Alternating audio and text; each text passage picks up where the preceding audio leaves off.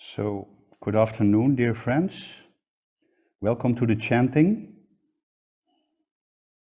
We are going to chant in the ancient Buddhist language, Pali, the language that was used for writing down the Buddha's discourses. And you can follow the chanting on your screen. So you can scroll down and you can follow the chanting. If you prefer to just listen, that is also fine. And if you would like to chant along, many people know this chanting. We do it in Ilambe every evening. So if you feel like chanting along, please do so. I want to ask you to keep your microphone muted.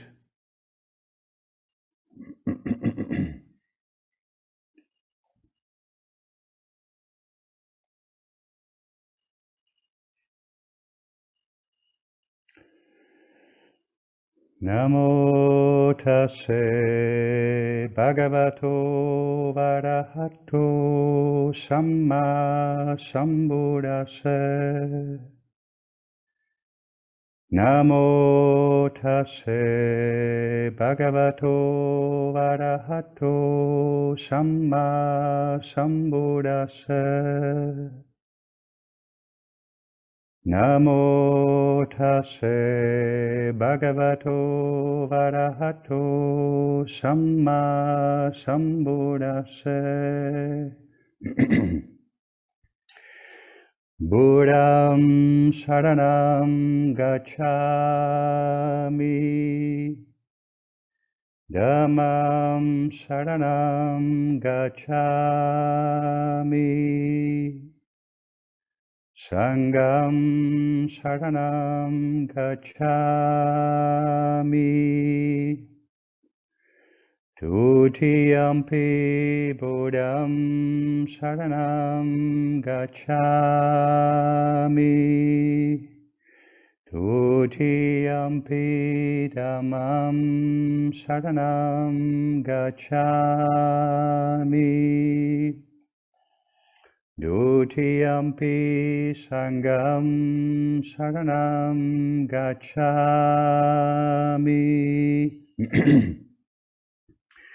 Tatiyampi Buddham saranam gacchami. Tatiyampi Dhammam saranam gacchami. Tatiyampi Sangam saranam gacchami. Panatipata veramani sikkhapadam samadhiyami. Adinadana veramani sikkhapadam samadhiyami. Kamesu miccāchāra veramani sikkhapadam samadhiyami. Musavada veramani sikkhapadam samadhiyami. Surameraya macchapamadatthana veramani sikkhapadam samadhiyami.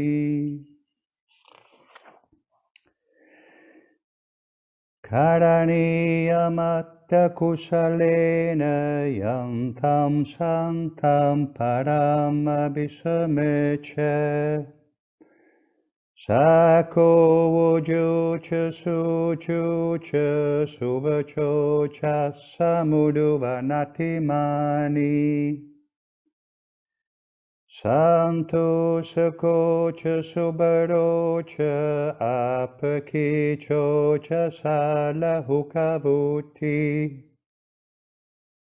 Santindriyo cha nipako cha appagabo kuleshu ananukido. Nachakuram samachare kinchiyena vinyupavadeyum. Sukhino vakemino hontu sappe satta bhavantu sukhitata. Ye kechipana bhutati tasavata varava anavasesa.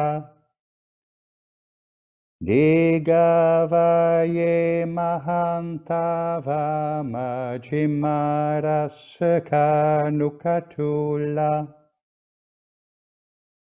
Dittavaye adittaye chadure vasanti avidure.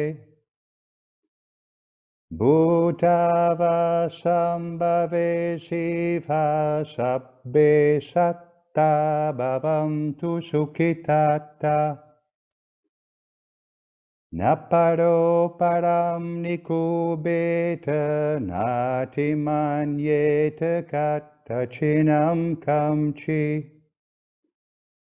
Vyaro sanapatiga sanya nanyamanya sadukamicheya.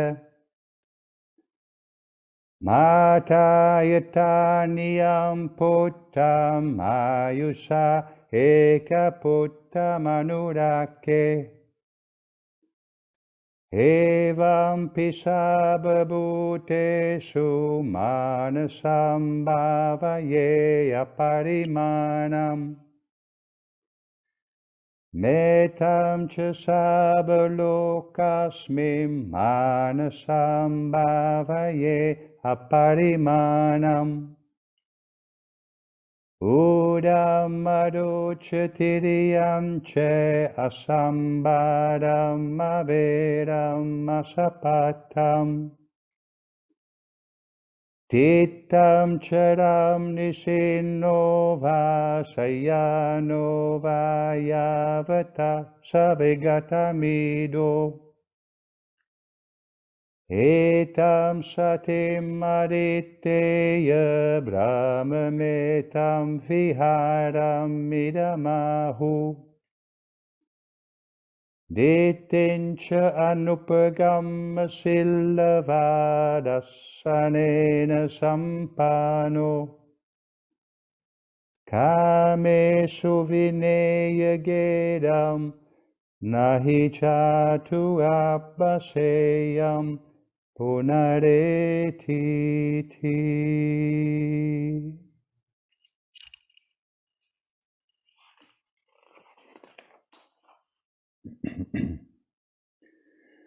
This is what should be done by one who is skilled in goodness and who knows the path of peace. Let them be able and upright, straightforward and gentle in speech, humble and not conceited, contented and easily satisfied, unburdened with duties, and frugal in their ways, peaceful and calm and wise and skillful, not proud and demanding in nature. Let them not do the slightest thing that a wise would later reprove, wishing in gladness and in safety may all beings be at ease. Whatever living beings there may be, whether they are weak or strong, omitting none, the great or the mighty, medium, short, or small, the seen and the unseen, those living near and far away, those born and to be born, may all beings be at ease. Let none deceive another, or despise any being in any state. Let none through anger or ill will wish harm upon another. Even as a mother protects with her life her child, her only child, so with a boundless heart should one cherish all living beings, radiating kindness over the entire world, spreading upwards to the skies and downwards to the depths, outwards and unbounded, freed from hatred and ill will, whether standing or walking, seated or lying down, free from drowsiness. One should sustain this recollection. This is said to be the sublime abiding, by not holding to fixed views, the pure-hearted one, having clarity of vision, being freed from all sense desires, is not born again into this world.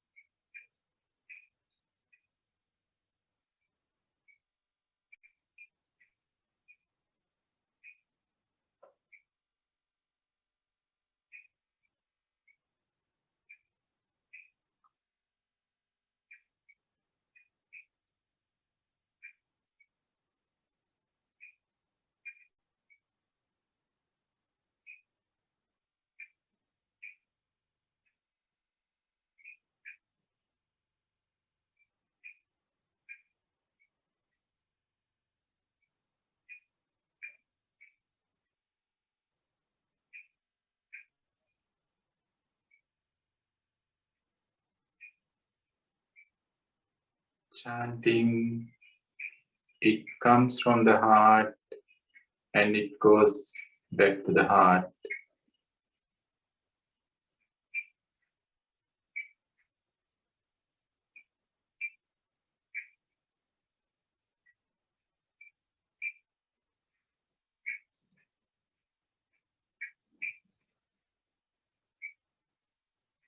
Let's see how far we can touch our hearts, own heart.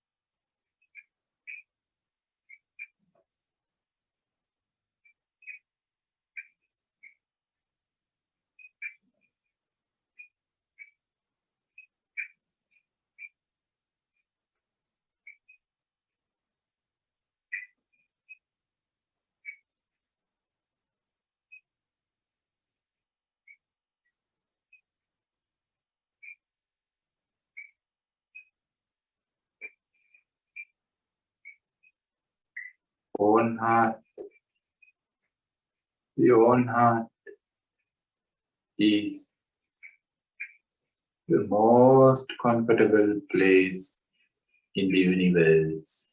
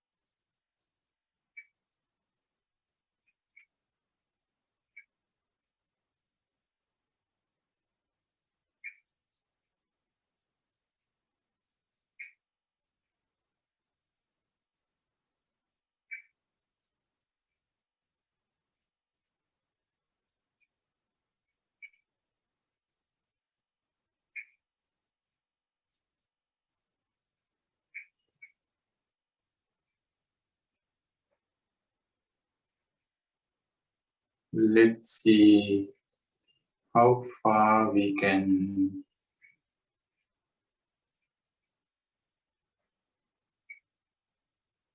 feel comfort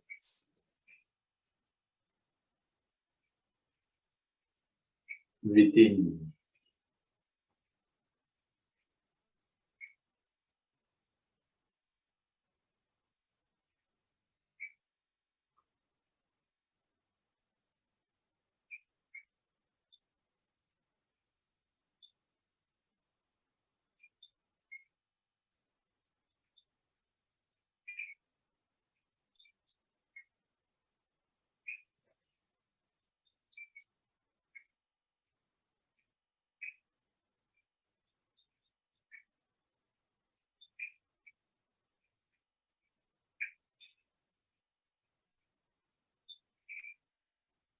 No struggle, no fights, no competitions, no comparing.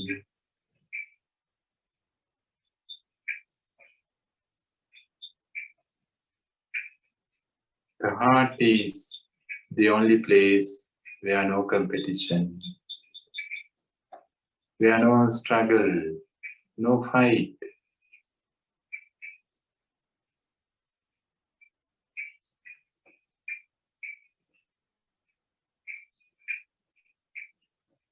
And where no manipulation.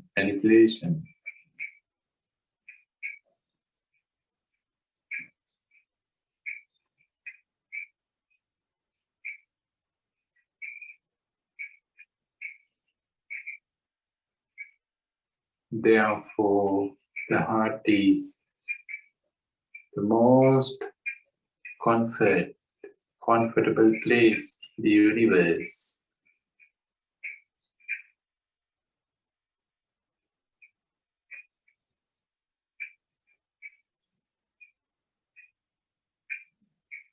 Instead of staying inside of different thoughts,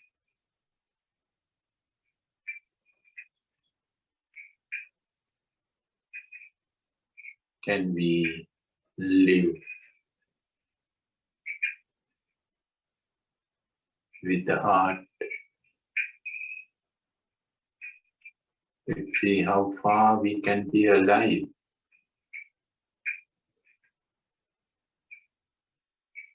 with the heart.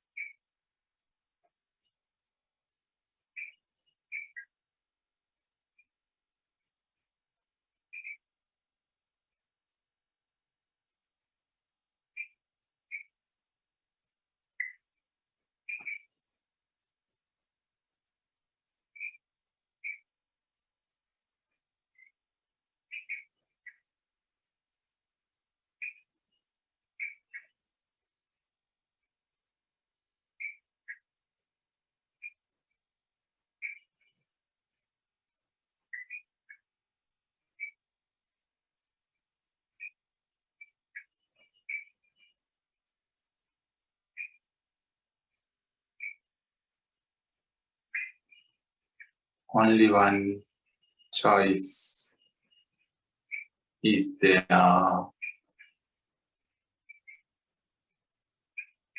Be a thinking machine, thinking mechanically as a machine, or being alive.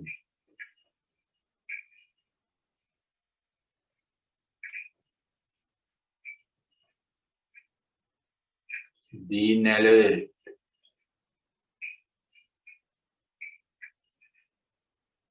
being aware, being conscious, and being mindful.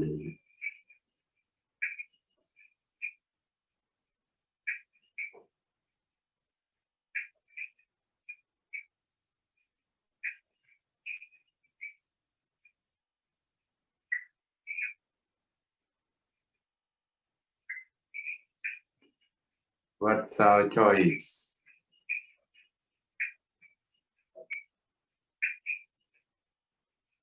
Allow the mind to think mechanically, to be a thinking machine, or being alive.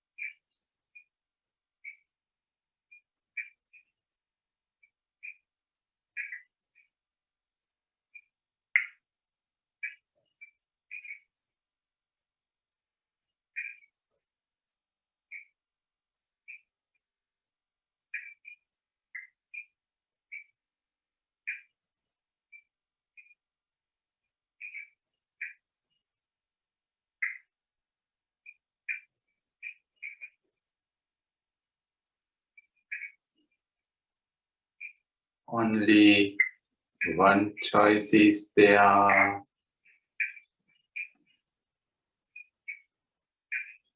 Depending on the past knowledge,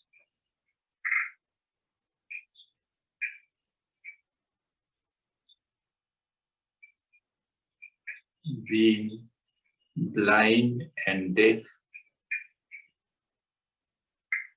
to the present, or opening ourselves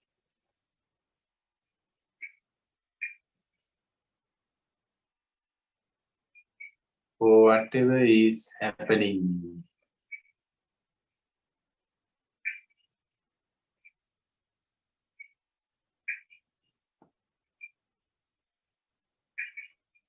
In the present,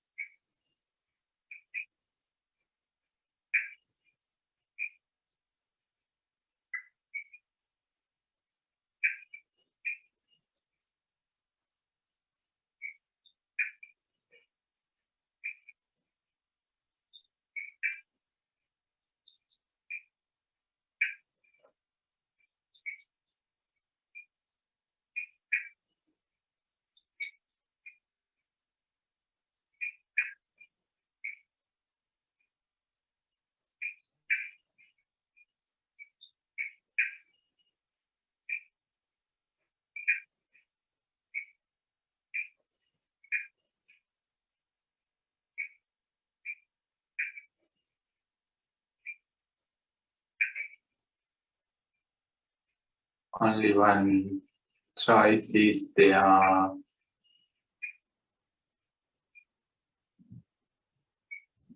Struggling to change whatever we experience. Oh,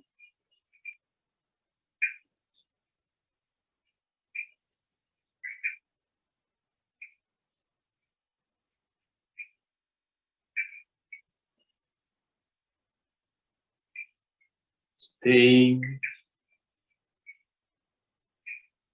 in the house of comfort.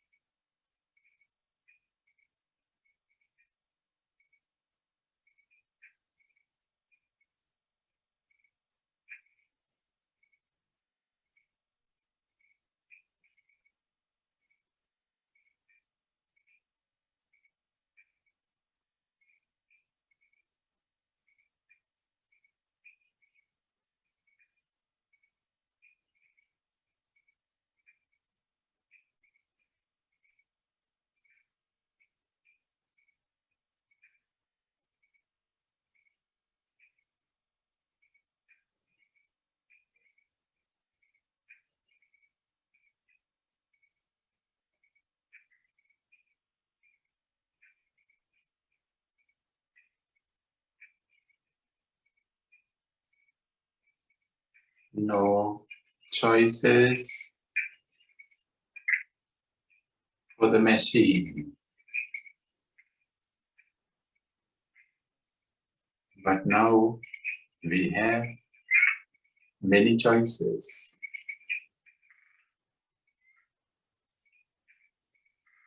Everything is up to us.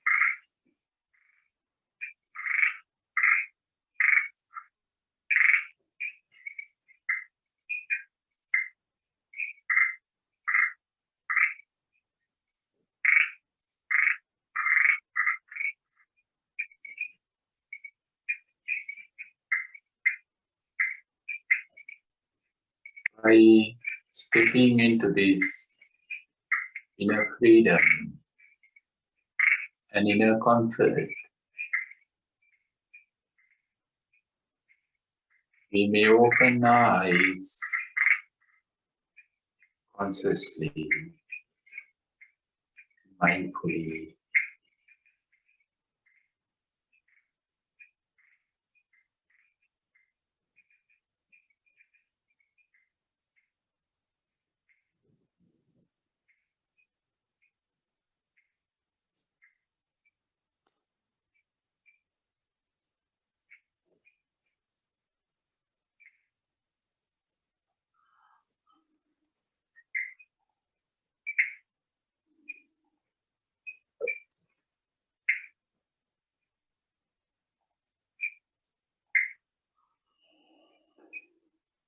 So, good afternoon, dear friends.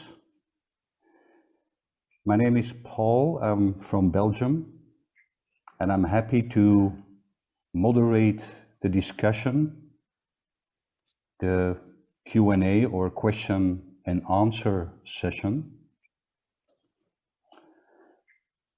So maybe you have heard something today that is not clear, that you would like to have clarified.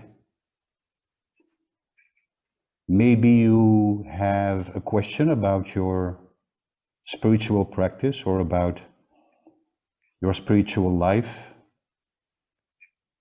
Or maybe you heard something that triggers another question.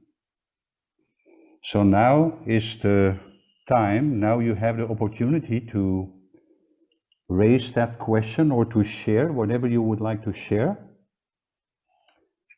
with our teacher Upul and with the other participants. And there are two ways of doing that. So when you look at the bottom of your screen, you see chat. If you click on chat, and then you see two, if you click on the arrow, and then you see the whole list of participants. If you go to my name is Paul, P-A-U-L. Van Hooijdonk is my family name. It may be a little difficult, but Paul, everybody can remember. Paul Van, V-A-N. And there you can write your question or whatever you would like to discuss. So this is one possibility. I see that at the moment there is no question, so another option is that you ask the question directly. And then I will give the word to Upul and he will answer the question. So again, I will go to the chat box and see if there is a question. No question has appeared. So if there is anybody who would like to ask a question now or to raise something, if you want to share something, you can do so, but I see that there's a question in the question box, so maybe I do that first. It's a question of our host, Mar. She asks two questions. One, what is the concept or the idea of freedom in the spiritual path?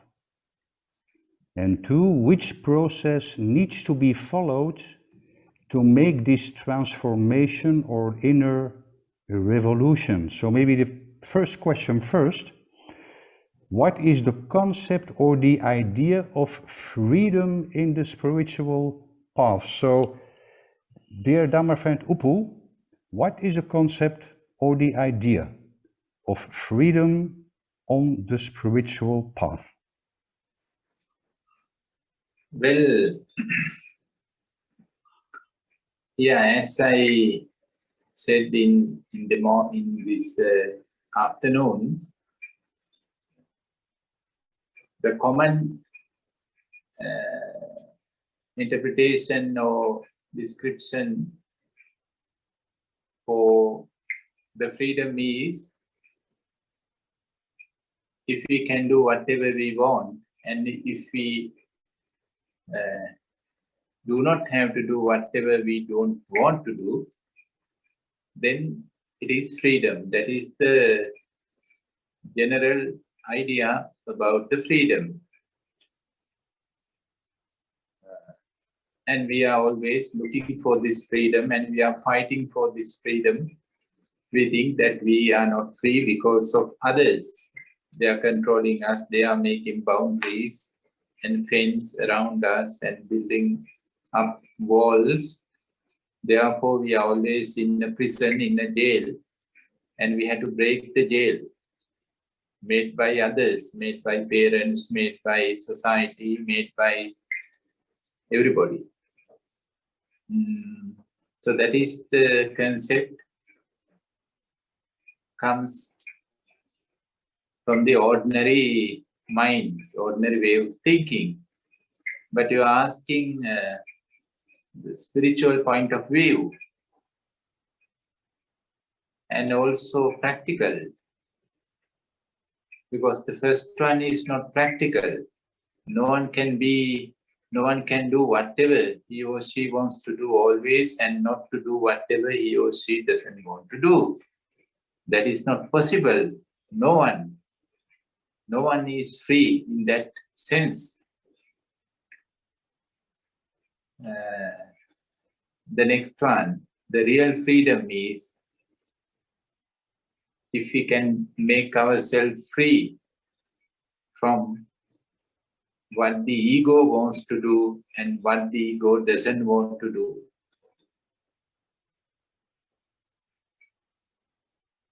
If we can make ourselves free from what the ego doesn't want to do and what the ego wants to do, if we are free from both, then this is the real freedom. Because the ego makes those demands. I want to do this, I don't want to do that. And if we are always prisoners of our own ego, maybe we are not prisoners of anyone in the world, but we are prisoners of our own ego. Most of the world is fighting with external security guards, prison guards and jailers forever, but meditators only trying to overcome this bond, inner bond.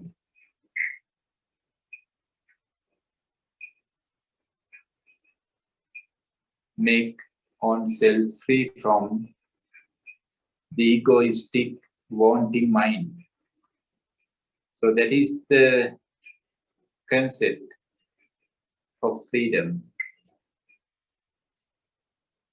from my point of view. Thank you very much, Upul. If it's okay with you, I would like to add something.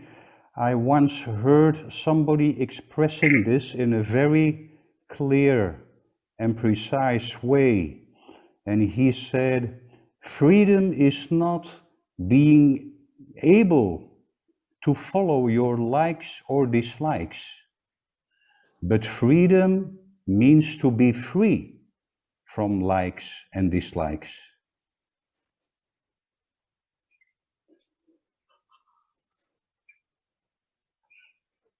So the next question that Mar raised was, which process needs to be followed to make this transformation or inner revolution?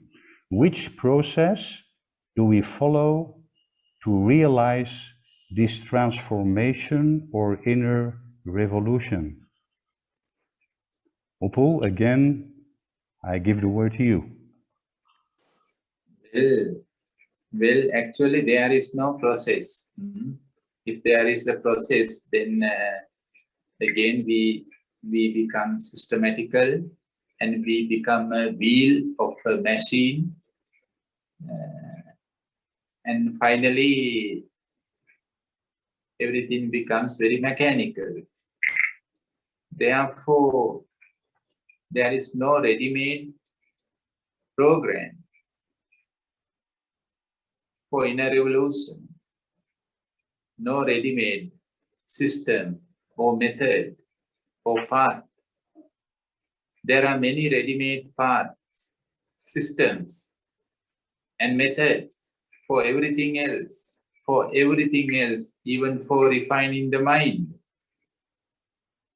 to reach higher status of consciousness. Of course, there are beautiful methods, but not for this, not for this.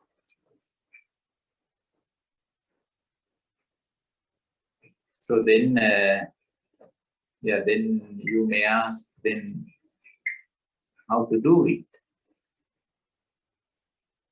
How to do?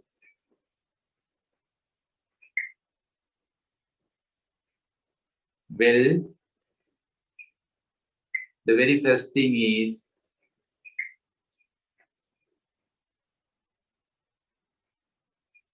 being witnessing to a mechanical way of living, mechanical way of thinking, mechanical way of speaking and communication, and mechanical way of behaviors. Being aware.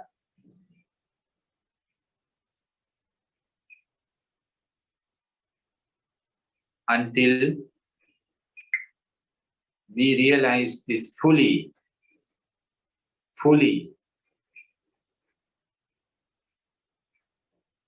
everything is so mechanical. Each thought comes mechanically. Each thought comes mechanically. And each thought disappears mechanically. Each breath comes mechanically. And each breath goes away mechanically. Every single emotion arises mechanically. And whatever emotion arises, it passes away also mechanically. Everything comes and goes mechanically. So we had to witness every single mechanical action, psychological, verbal, emotional, spiritual, and physical. We had to be a witness to each mechanical action until we realize this, that everything is so mechanical. The entire universe is a machine. The entire universe is a machine. There is no place in the universe where we can go to escape this struggle, this conflict. No place in the universe. Wherever we go, there is a machine. Man-made machine or nature-made mechanisms.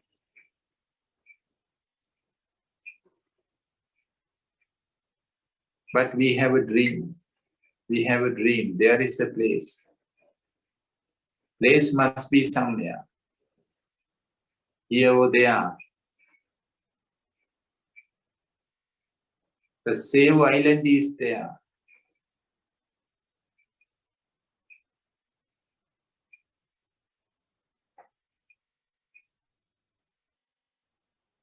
If some Save Island is somewhere, then it is inside of us, inside of us.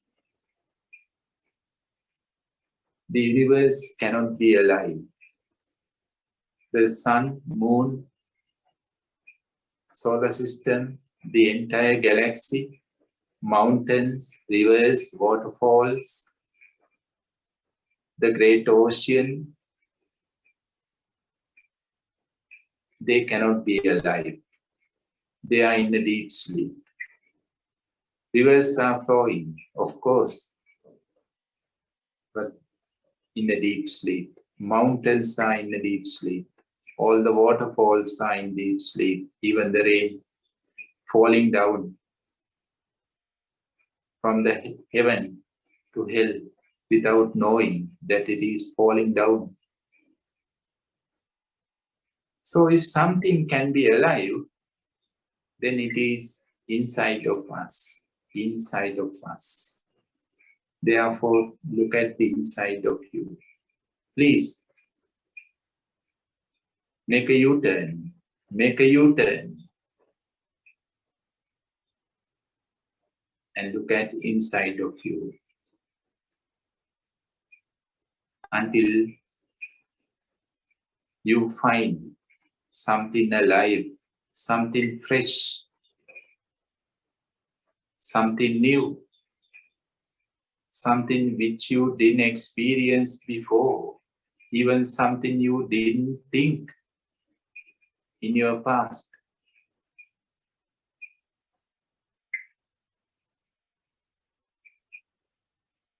To meet that freshness. Until you meet that freshness, please do not give up your search. Do not give up your observation. Any moment, it can happen. Any moment. It can be next moment or next moment. But my dear friends, it never happens twice, only once. And if we miss it, then we miss forever. Therefore, that's why we had to be aware from moment to moment. Or as Paul said, always from moment to moment to moment. Because we don't know which moment it is going to happen, in which moment.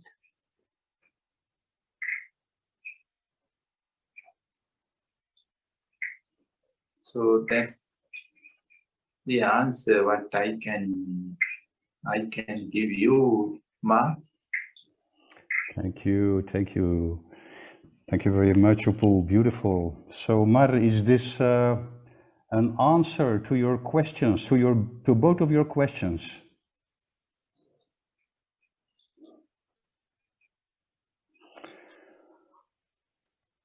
Okay, there is another question in, or two actually, in the chat box.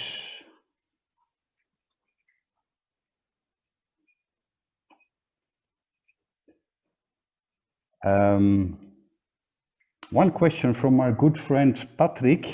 He asks, is fear the biggest burden to feel freedom, or is fear the biggest obstacle for this freedom?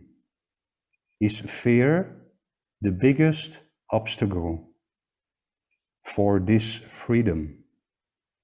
What do you think, Upul?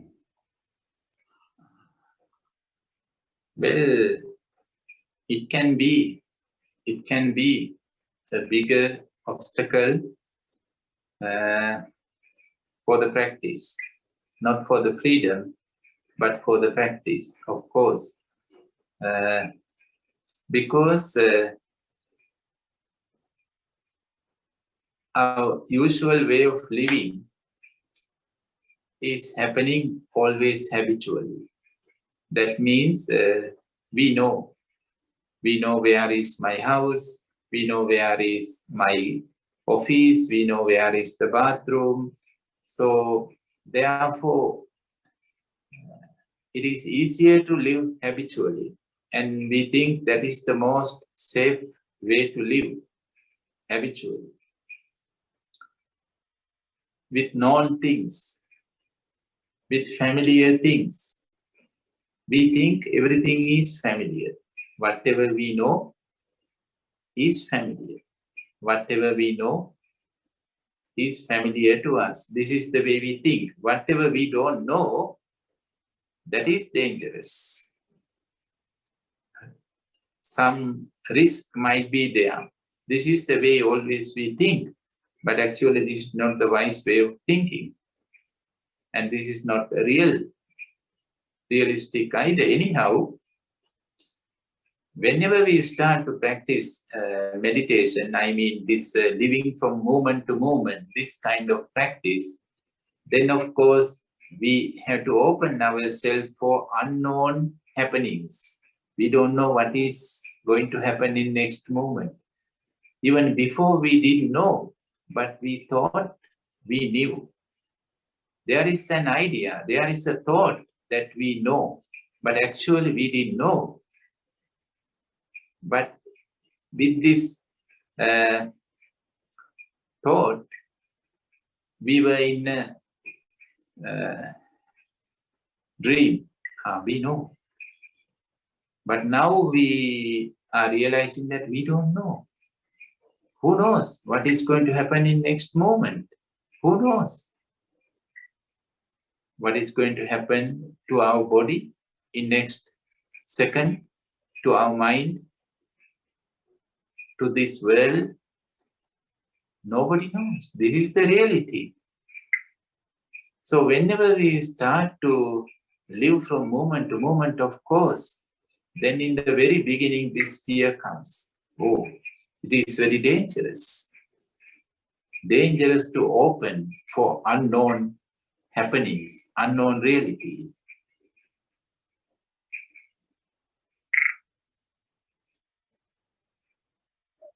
And therefore, we go back to some concentration meditation or some kind of other spiritual prayers or reciting mantras. That all those things can give some temporary security.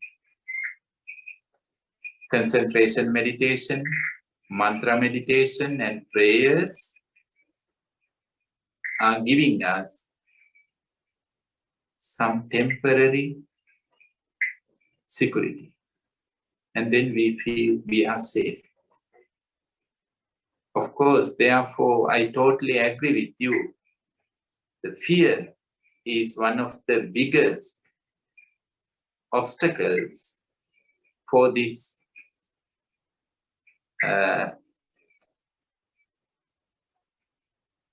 transformation, transform from mechanical way of living to living from moment to moment. Yes.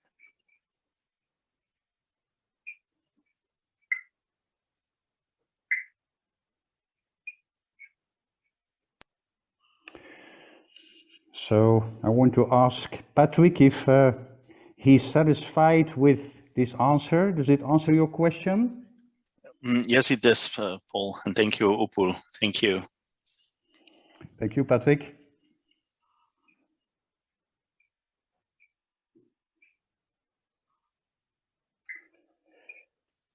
So maybe somebody would like to raise a question live.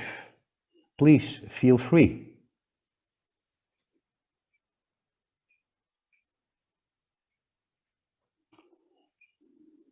Please, Upeka.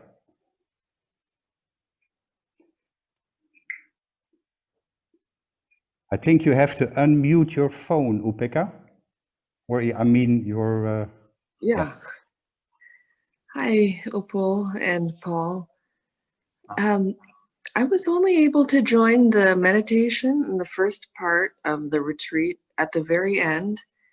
And I heard Upul say that the meditation that he just led was very different than more common types like mindfulness meditation. And I was just so curious about what kind of meditation was it that you did in the beginning.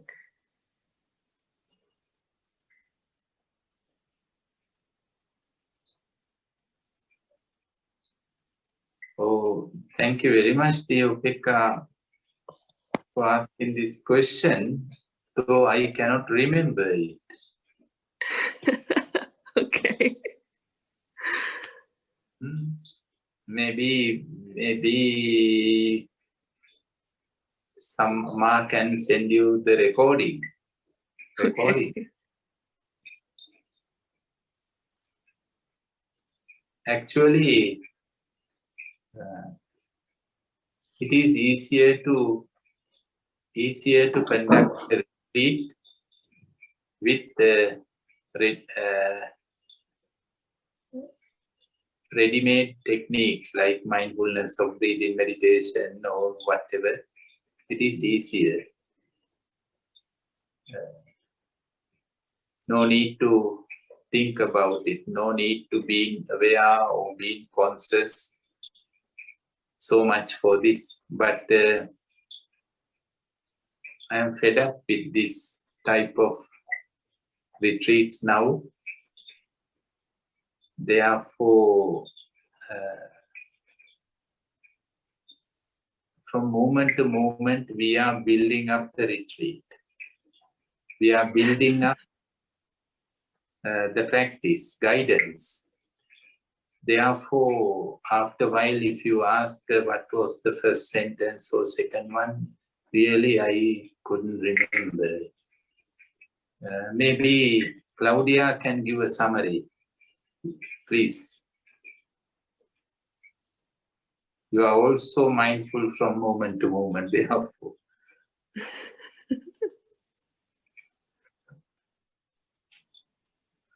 Well, Upeka, well,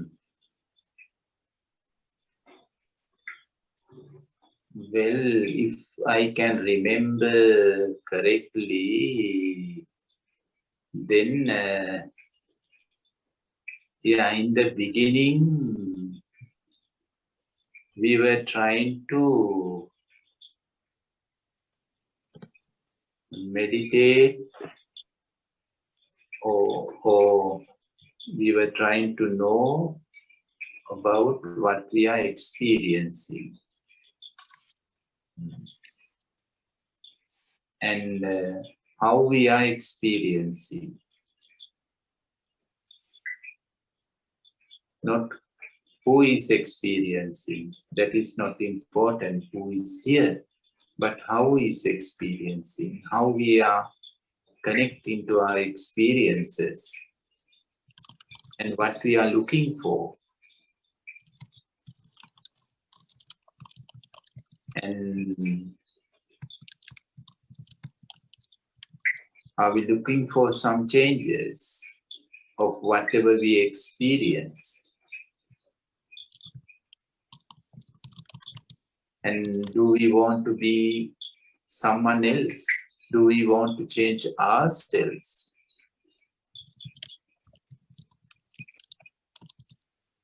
So something like that, I think. Yes, thank you, Upul. And also Venerable Dhammadipa wrote to everyone, it was about the difference between knowledge and knowing. So thank you very much, Venerable Dhammadipa, for sharing this. Upul, the next question comes from Mandy. And she asks, Dear Upul, thank you for providing a bigger picture for mechanical. When answering Mar's question, you mentioned we have to be aware from moment to moment. It happens only once. If you miss it, you miss forever. Why is that? Does it only happen once? So this is Mandy's question, Upul. Does this experience of freedom, does it only happen happen once, and why is it that if we miss it forever? Mandy, is that your question?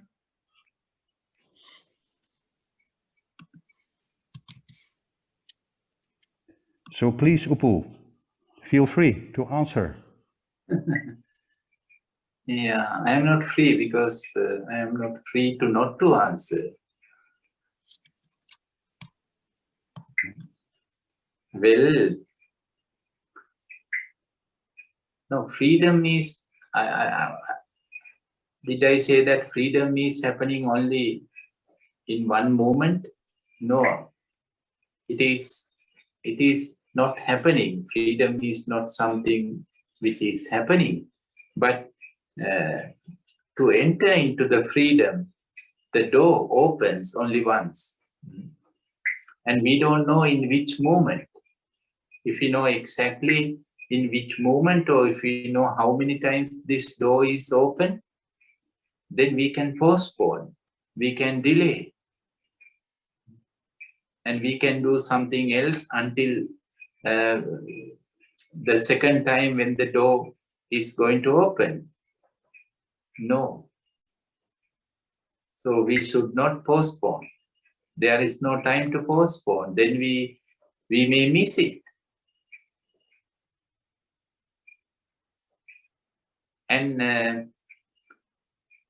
it is not going with the time, as I said, or as the Buddha said. It is not happening with the time. If we are like a spoon, of course, then we think we have time. We think we have been in the soup for 10 years, 15 years, and we will be with the soup for next 10, 15 years. And therefore, in one moment, in one day, or one day, we will be able to experience the taste. It never happens. It never happens. If we think with the time, then it never happens.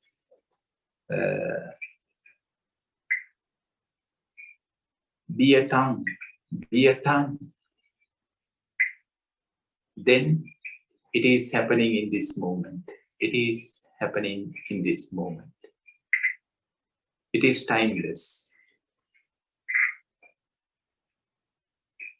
So if you think that if something is happening for many times, then you are thinking with the time. Then you believe the time. Then you trust the time. Then you are depending on the future. This is what our mind always wants. We have time. We have plenty of opportunities. No hurry. No need to do it right now.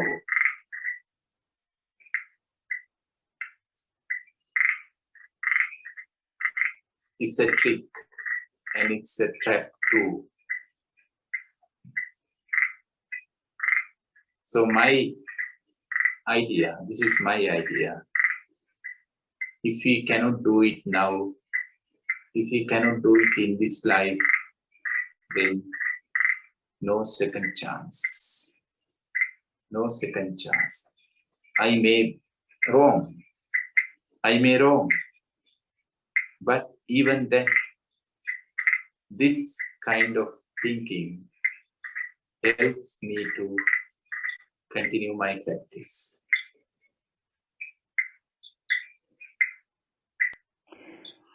Okay, I go to a second question of Mandi. She asks, Dear Upul, would you please tell us more about contemplation meditation? On the other hand, what is the difference between contemplation and thinking?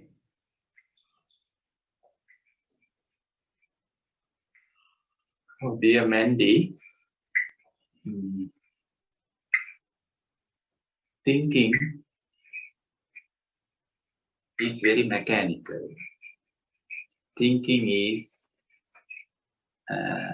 happening unconsciously. And for most of the times, we don't know that we are thinking. And for most of the times, we are not thinking. And we don't know who is thinking, but thinking is happening. So we are not the thinkers. We are not the thinkers. No one can be a thinker, but thinking is happening. We are not the writers.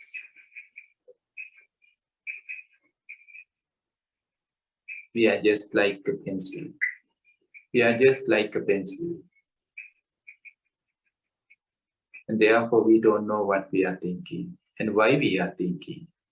And how many times we make determination to change our thinking. I am not going to think in this way. I don't want to think about this anymore. But after a couple of minutes again, we start to think in the same way and we start to think about the same thing. So if we are the thinkers and if we are the writers, then we can think whatever we want and we can stop to think whatever we do not want to think. And we can use the mind as a pencil then, if we are the writers, but that is not true. So reflection or contemplation means it's a different. It is not something mechanical. There is no mechanical contemplation, but mechanical thinking is there. Or for most of the time, thinking is very mechanical. And we don't know where we go. We always start with the beautiful feelings and then end up with some nightmares. But reflection is different. We are not imagining anything. We do not imagine anything. We do not make any dreams by reflecting or by contemplating. We are not thinking for the future. Usually thinking happens for the future. For example, if we see somebody who is very familiar to us and always say, "How are you?" asking us, "How are you?" And suddenly today he or she is not asking anything, no feedback, just ignoring us. That's the incident. Then we start to think, or mind starts to think, why he or she is not greeting us. Something can be wrong. So I should not talk to this person again. So something like that. It is making stories. Thinking makes stories, imaginations, judgments, and we believe all our imaginations, judgments, and conclusions are 100% true. It's a mirage. We completely forget this is just a story. Thinking is like a drug. Really, it is like a drug.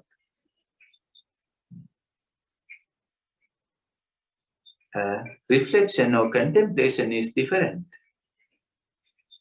It is not going with any imagination. It is not making any story or dream. It is just start.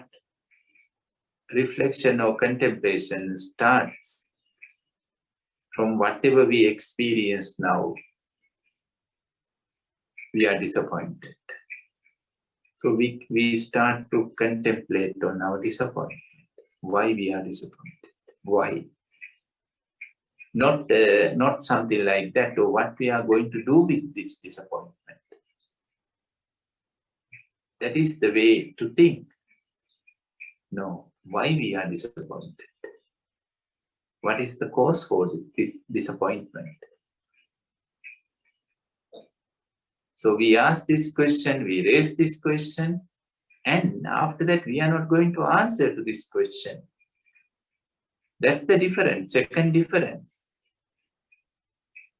If you think, of course, then thinking mind is giving many answers, many intellectual, theoretical, conceptual, philosophical, logical, scientific answers. But when we do contemplation, meditation, we only ask the right question. The right question, simple, straight, right and wise question, that's all. And then we are being silent, completely silent. We cannot do this with thinking. It's very loud, very noisy, and no full stops for thinking. And wait, why we are being disappointed? What is the immediate incident or cause for this disappointment?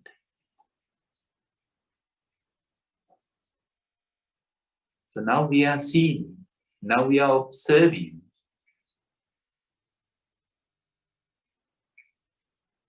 Maybe the answer comes within 1 second, maybe within couple of seconds, within couple of minutes.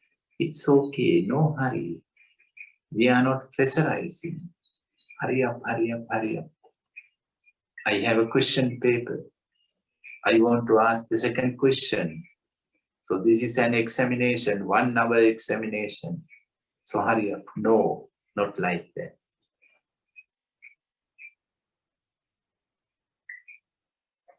Full attention, full awareness, and empty mind.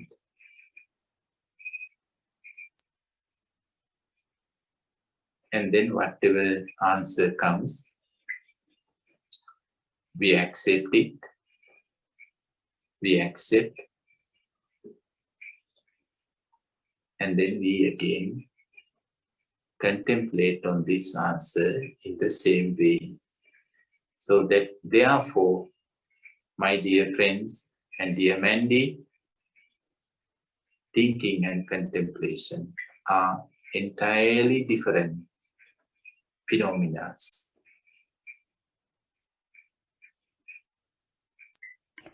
So Mandy, is it clear for you the difference between contemplation and thinking? Yes, very clear. And also the answer for the first one question is very beautiful. Thank you so much. Thank you. A question from Casper from Holland about his work with people with trauma. It's a quite long question. Dear Paul and Upul, with my work in the hospital, I often meet people with trauma, the so-called post-traumatic stress disorder. The slightest memory of sensation related to their trauma can trigger intense reactions or can even lead to harmful consequences. Also, meditation can trigger a relapse of they relive this trauma. Could you give any suggestions how to work with people with trauma? So if I can summarize it, Casper, your question basically is, you work with people with trauma in the hospital. Meditation can trigger the re-experiencing of these sensations or emotions or feelings that are part of the trauma, and how to deal with this, how to deal with people with trauma. I think that is basically the question. And which role does meditation play in this? Okay. Upul, I am curious also what you have to say about this. Well, me too. First, I'm very happy to see you, Casper. After a long time, I think. You look very well. Anyhow, but you put me in a deep trouble.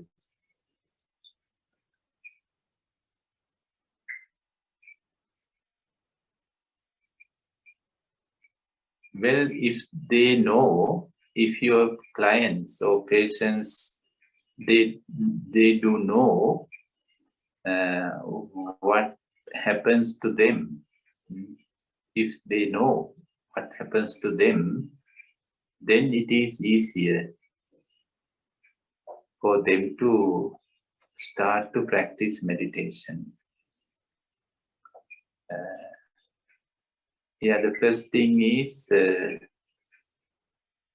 you can ask them to see how far they can accept their abilities or disabilities, how far they can accept the present reality, the sickness, all the symptoms, whatever. And the second thing,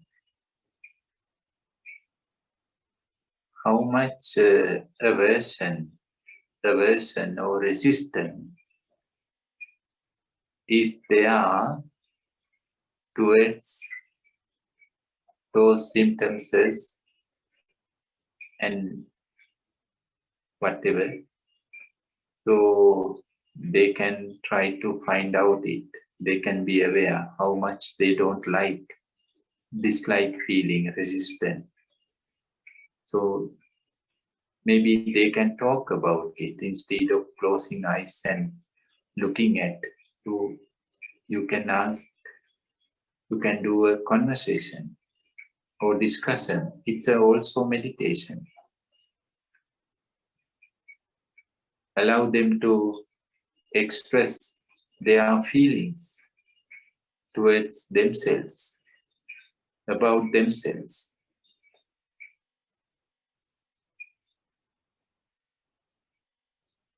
And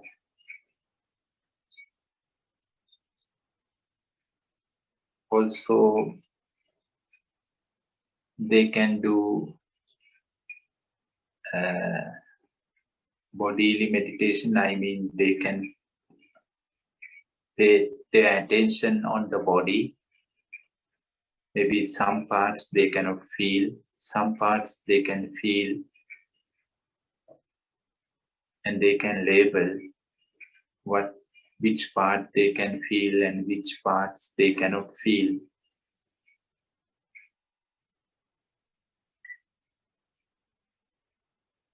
You have to guide them, maybe one by one, or couple of, only 2, 3, small number of patients. And better to do it verbally. Better to ask questions and allow them to speak if they can. Not from their knowledge.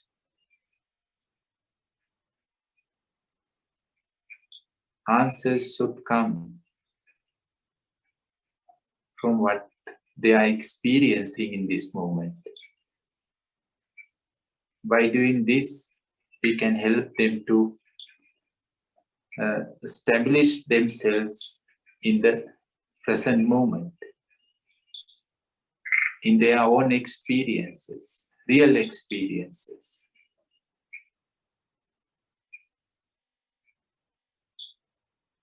And also we can help them to realize these symptoms are there. Maybe sickness is there.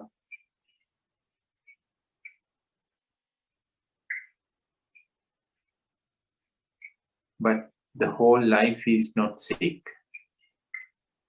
The entire life is not ill. Some healthy parts healthy part of life is still there.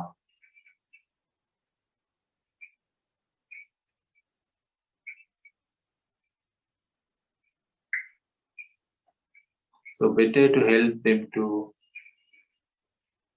experience that healthy part of life. Still they can hear, still they can see, still they can talk, whatever it is depending.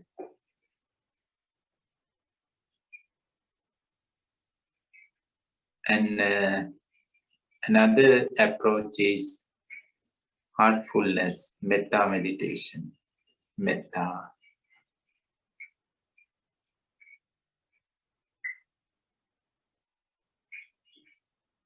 Make friends with difficulties. Make friends with difficulties. Easier to make friends with converts, abilities, but difficult to make friends with difficulties. That's why we had to meditate.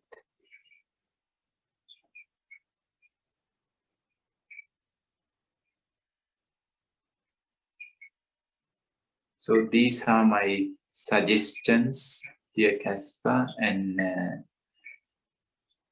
I know you are a creative person, so you can create more practical and more flexible techniques while you are working with them.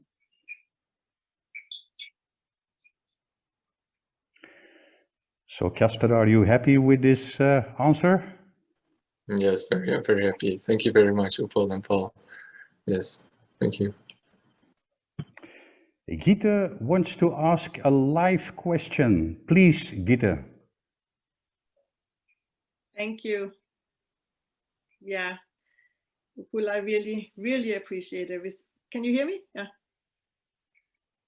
Yes, yes. I really Can you come a little closer to the microphone, please? Okay. Yeah. Can you hear me now? Perfect. I really appreciate the talking today. And it may have made me thinking, I'm afraid. But I've been wondering, when you say be the tongue, like taste the life, and you say, when you are talking about the difference of knowing things and knowledge about things. So I'm just curious to know, when you are the tongue, so to speak, and you taste the soup, and immediately you said you know what is the soup like. So is knowing this attention of just knowing what kind of soup is this, and the knowledge would be what ingredients are in the soup. What do I call the soup? Or how do you do it? Yeah. You are very clever, dear Gita. Very clever. Well, that is the thing, what is happening.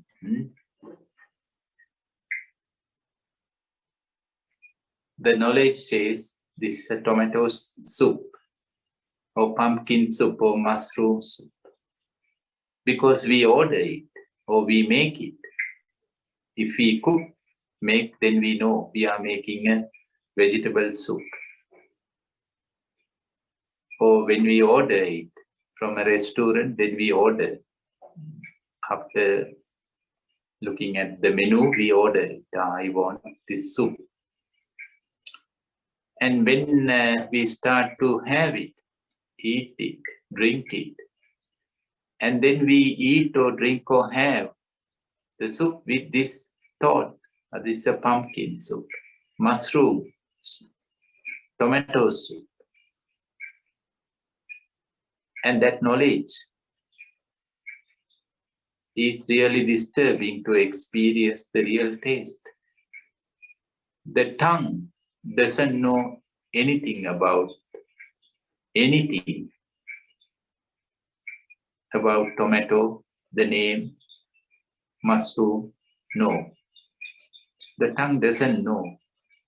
That's why it can feel the real taste, the present taste.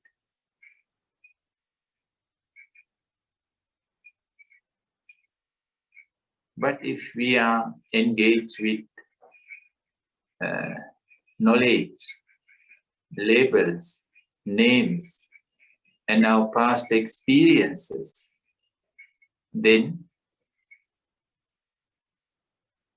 we may not pay good enough attention on what we are tasting, what we are experiencing, because the mind is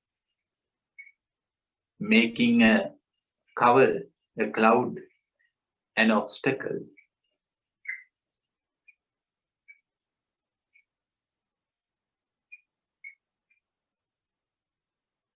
Like a glass, a lens, colored lens.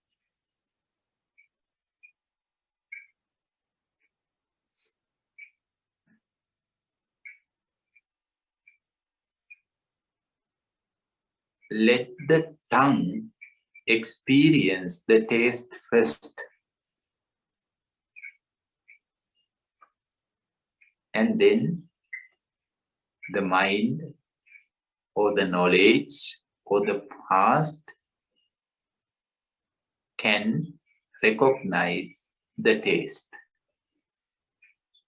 That is beautiful. First, let the tongue to experience the taste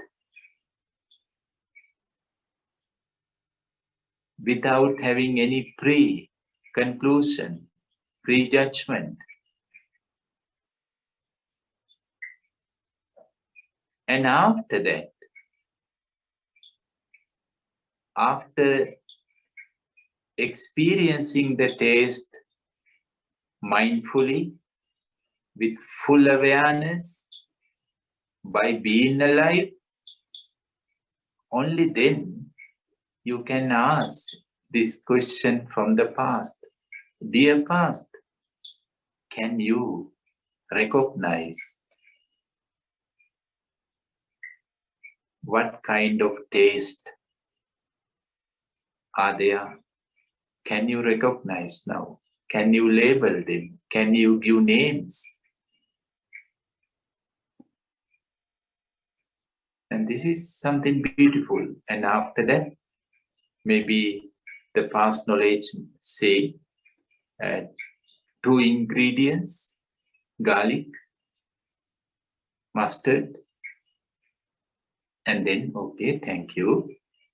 And for the second time, again, you can allow your tongue to experience it mindfully, consciously, with full attention, without any thinking. No any covered, no any clouds, no any colored lenses, nothing.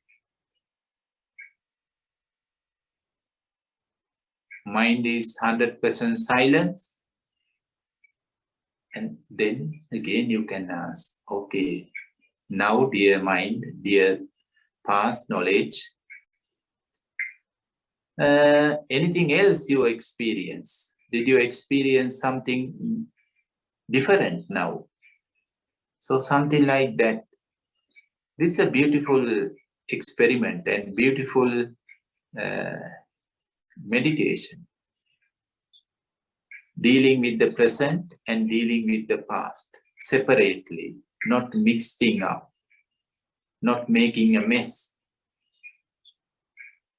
The tongue is always living in the present. The tongue doesn't know anything about past or future, what we have eaten yesterday and what we are going to eat tomorrow. The tongue doesn't know, and the tongue is not interested at all. The tongue only knows what we are eating right now, what we are drinking right now.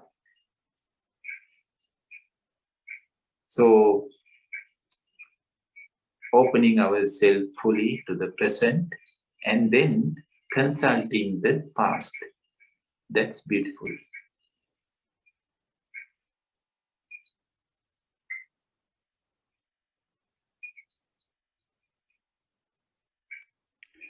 Gita, is that an answer to your question? Very much so. I'm, wow, overwhelmed. I was thinking the Greek, they said, know thyself, know yourself, they said. But so self-development is about knowing yourself, not about having knowledge about yourself. So all you said about the soup, yeah, it totally makes sense on this metaphorical level. And also, yeah, so in order to know all our habits and mechanical doings, we can use knowledge, like you said, as a beautiful meditation in drops to understand, and then go back to just be. I loved your answers. Thank you so much.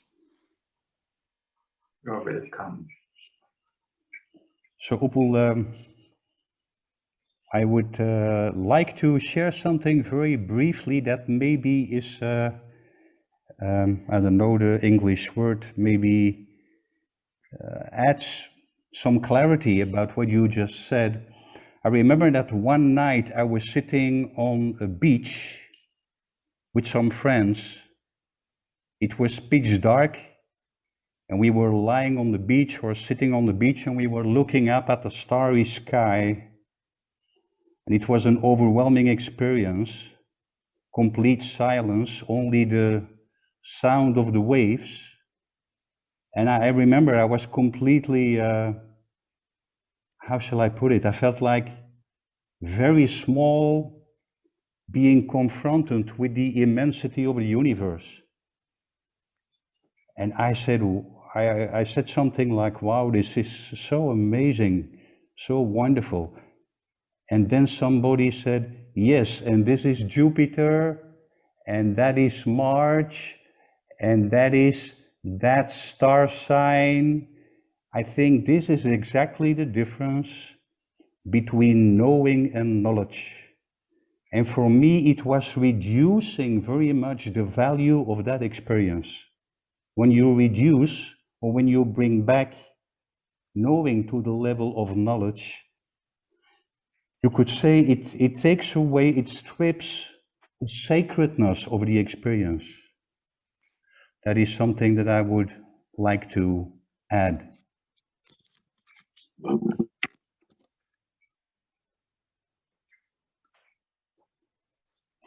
Somebody asked a question on the chat box. Do you think knowledge has an important place in human life or society? It's a question from Colin. Do you think knowledge has an important place in human life or society, or is it always better for everyone to move away from it and towards knowing? So, which place has knowledge in human society then? Basically, that is Colin's question. So again, Upul, we are looking forward to your answer. Well, yeah, it is playing a very important role in human society. The knowledge, of course, yes. If you are totally alone, that means no society. No society, then how much knowledge we want? If we are alone, completely alone, then how much subjects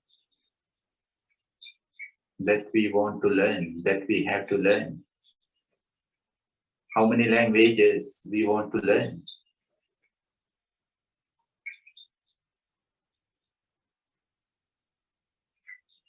Yeah, of course, knowledge is depending on the society, and the society is depending on the knowledge. They are mutual friends. One is helping to the other. The society is making knowledge, and the knowledge is making society. So to understand the society, we need knowledge. Without knowledge, difficult to live in the society. The knowledge is a bridge to connect ourselves into the society, into the world, into the external environment.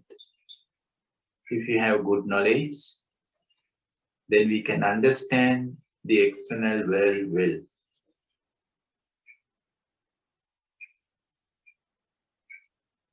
But to understand our own self, I don't know,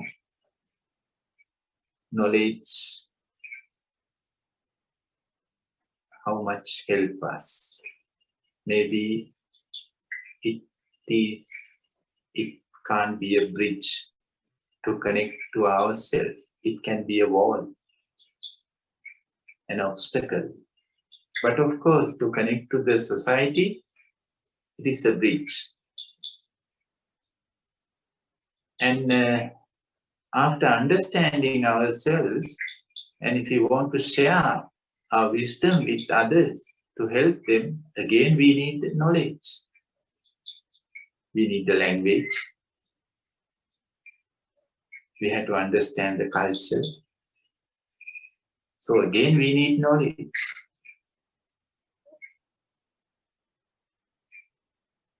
So nothing wrong with the knowledge if we can use it as a tool, as an instrument, without depending on it, without being a prison of our own past.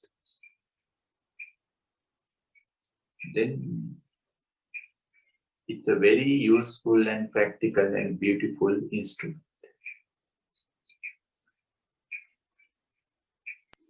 So Colin, does that answer your question? Yes, it does. I think what you were saying before in the last response too was pretty key to that, with this idea of tasting the soup with full awareness first, and then maybe allowing some knowledge to be useful as well. So yeah, it makes me think though. So this process of inner revolution that you're talking about, would you kind of describe it as you described it as kind of this single moment where something shifts within you as an individual, and would you say that like after that shift happens, then you kind of have this ability to always taste the soup first, to always see what is mechanical and then kind of apply on top of it if you need to? Is that what you would say is kind of the result of the inner revolution? You can kind of transition between those states of knowledge and knowing like easily? Okay, Upul, so the question is this inner revolution that happens in a single moment, is it a shift? Is it a mix? Does it make it possible to taste the soup first and then maybe put some labels on it? In other words, makes it a transition possible from the knowledge to the knowing. Is that what the inner revolution is about? The transition of the knowledge to the knowing?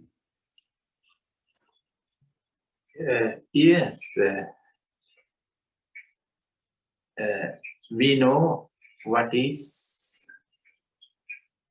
tomato is. It's in our knowledge. What is the color of tomato? What is the size? What is the shape? And what is the taste? All lie in our knowledge. Therefore, we can say it's red or green or round shape or pumpkin shape, sour. But actually, when we taste it, those names are not there. If you are fully aware on what we experience, then we realize these are empty. All these names and labels are really empty. we cannot experience any of these names, any of these words, any of these labels.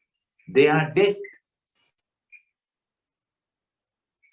But whatever we experience is alive and no name, really, no name.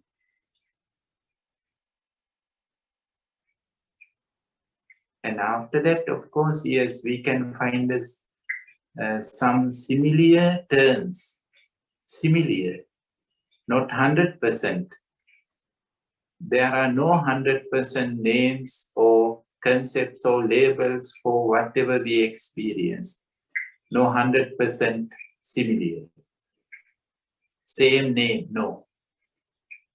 So always we are trying to find what is the most suitable name. Most suitable, we say sour. It is so sour. But when we say sour, and when we experience, it is different. It is really different.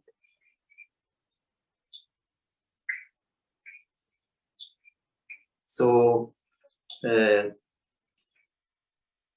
one can realize the gap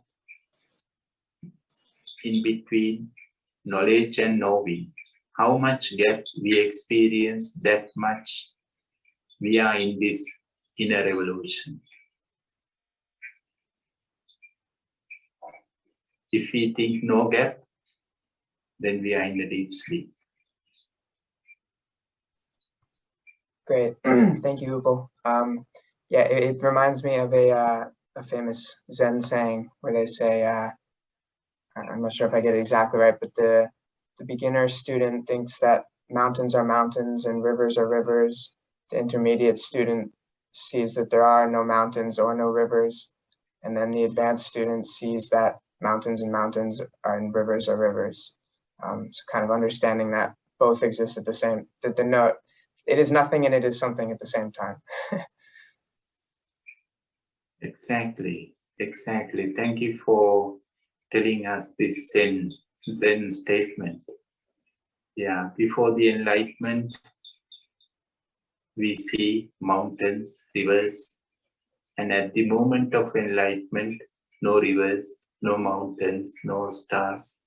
But after the enlightenment, yes, when we come back to the world, then of course, we are again using those names, mountains, clouds, stars, but we know it is just a name. It is just a name, just a concept. Yeah, thank you. Are you still in Sri Lanka, Colin? No, I'm actually in Morocco now. Ah, Yes, moving all over. But I come back one day, I promise. Thank you, Colin. I think there is time for one last question, and Catherine Chen would like to ask that live. Please, Catherine, go ahead. Thank you very much, Paul. Is that clear? The voice? No, it's not clear. Can you bring the microphone a little closer to the mouth, please? Okay, I'm speaking right next to the mic. Is it okay here? Yeah, it's better. Okay, great. Thank you very much. Hi, Mr. Upal. It's very nice to see you. I've just came back from a visit. I actually just landed back in Macau 2 hours ago on a flight, and I've just visited Judy, one of our mutual friend.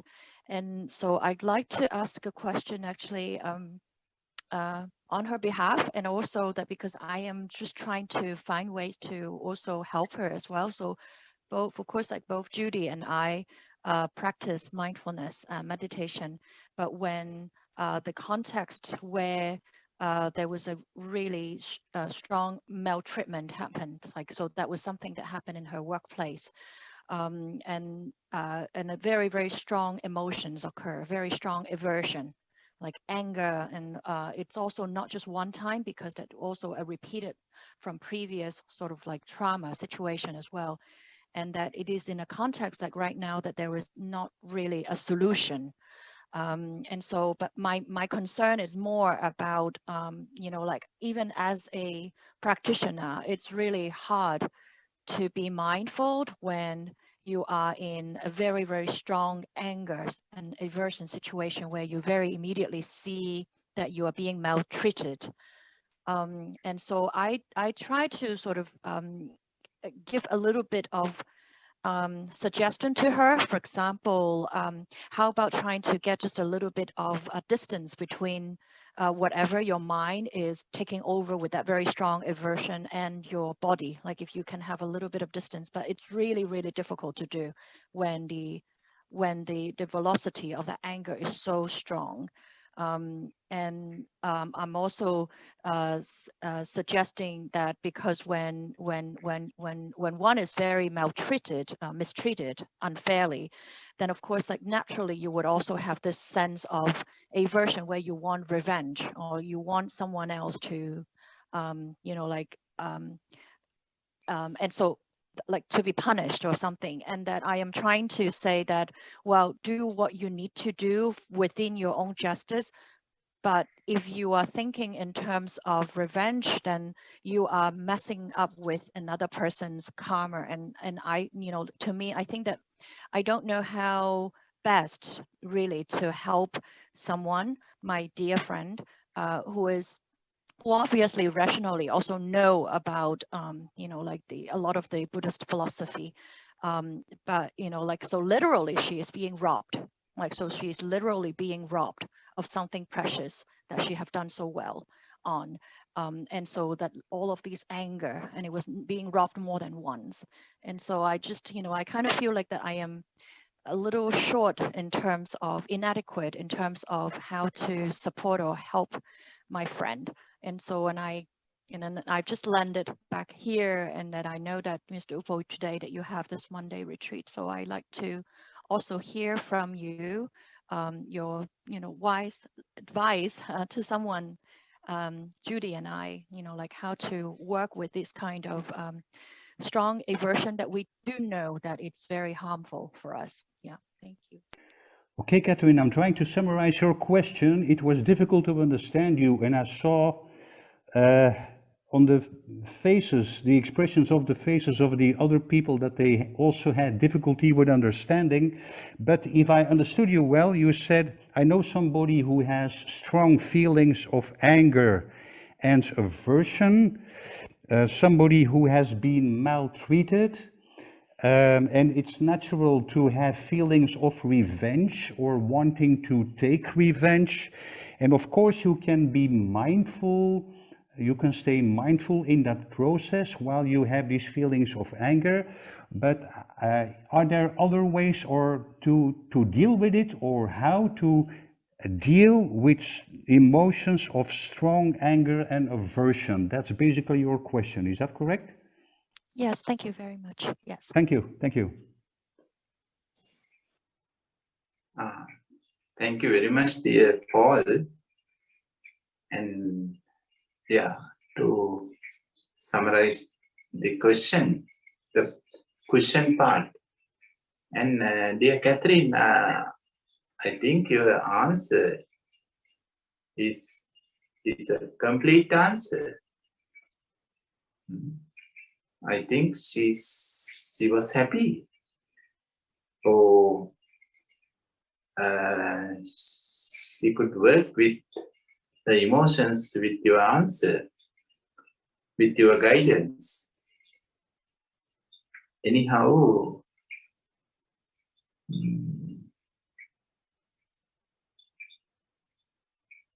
if you feel, or if you feel these emotions are too strong, whatever emotion is too strong, then better to postpone the action if possible. Whatever action we want to make, whatever question we had to ask, whatever answer we had to give, whatever, if possible, we better to postpone. By postponing, we can create some time. This is important. When we are having emotions, especially so-called strong emotions, then we don't have time. No emotion give us any time. They don't give us any time. No emotion. They don't say next year, in 2 years, no. Right now, hurry up. So that's why we become stressed with emotions, with each emotion. We become stressed because emotions are stressing us.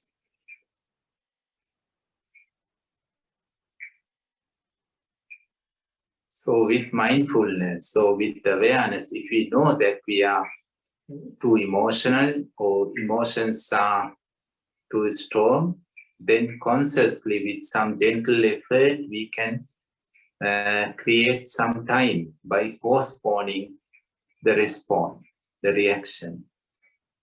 Yes, I react, I blame, but not now, not now, not in this moment.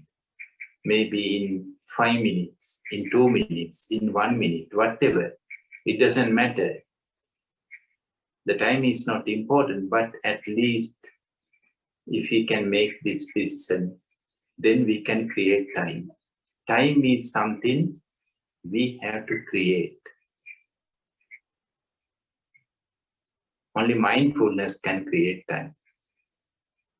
If we are not mindful, then no time. No time at all. By creating time, we can create space as well. Otherwise, no space for ourselves. Everywhere. Everywhere. Emotions are everywhere. Anger is everywhere.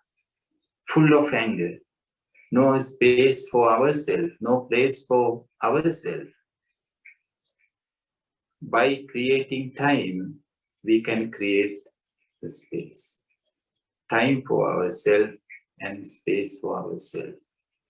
At least a small corner for ourselves. 99% yes, anger, but not 100%. There is a 1% for ourselves. That's enough.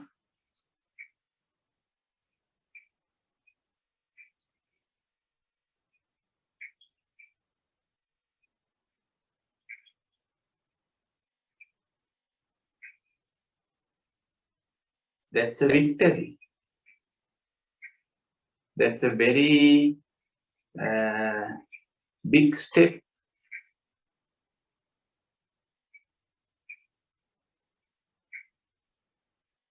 And then we can listen to the emotion. Before we cannot listen. If no time, no space, then listening is not happening. Only surrendering. Only being a victim. Only being a slave. Only being a robot. Only being a puppet. That's all. No listener. But now we can listen to the emotion. Even we can talk with the emotion. Dear anger, what do you want to tell me? What are you asking me to do?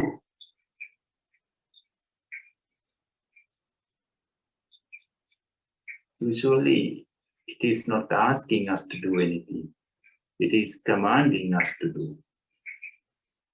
The emotion become commanders. We are like helpless soldiers. But now we can communicate. We can do a discussion with the emotion.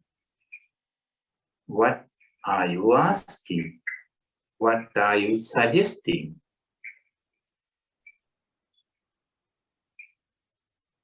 me to do.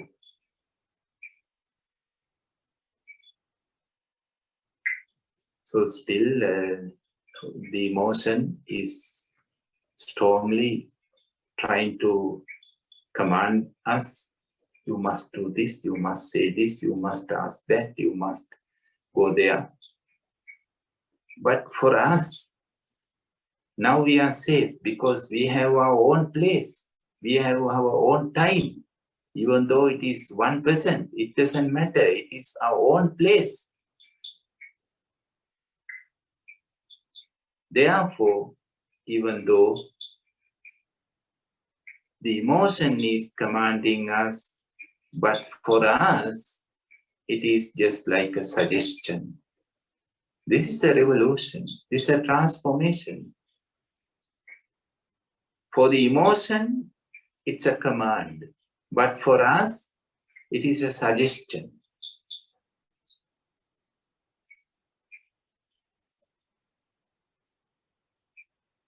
And we can listen. We are not judging. We are not arguing with the emotions. We are not arguing. We are listening. We can ask any more suggestions. So the emotion may give us a list of commands, list of suggestions. And if the list is longer, that is good. Because the intensity, the strength of emotion is coming down. It is calming down if the list is longer. Because it is not sure now. The emotion is even not sure about its own decisions. That's why it is giving us more suggestions. So this is one of the techniques. But if you feel that you are not ready for that, then you can do something else physically, not psychologically, something else physically. You can do walking meditation, or running, swimming, whatever. Better to do something physically to create some distance between your mind and yourself by being with the body and being with bodily activities until you feel that you are comfortable now. You are strong enough to talk with your emotions, then you can try this technique.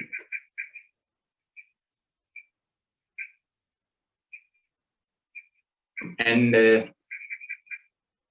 most important thing is better to not to empower our emotions by saying, oh, it is too strong, too strong.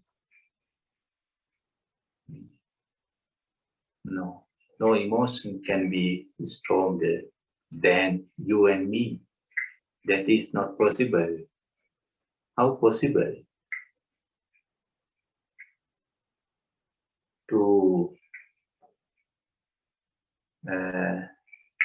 How possible that an emotion be bigger and stronger than a human?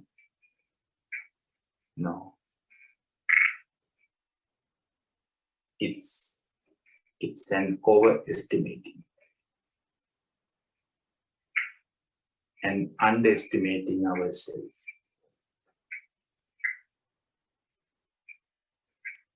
I think this is enough. Thank you very much, Mr. Upol.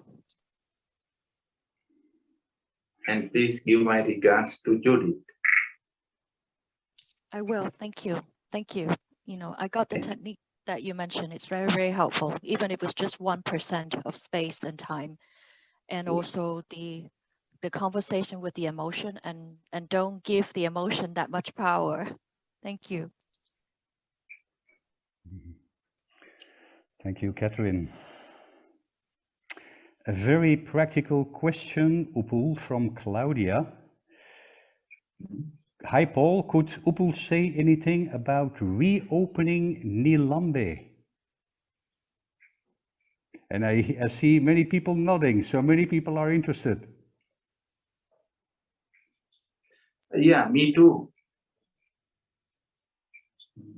So I'm also interested to know when Nilambe is going to reopen. Well, it is not up to me.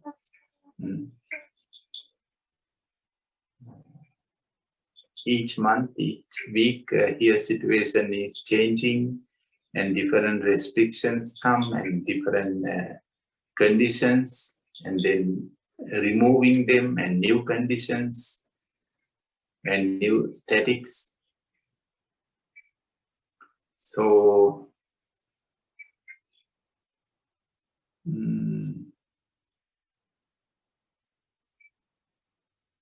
when do you want to reopen Nilambe, dear Claudia?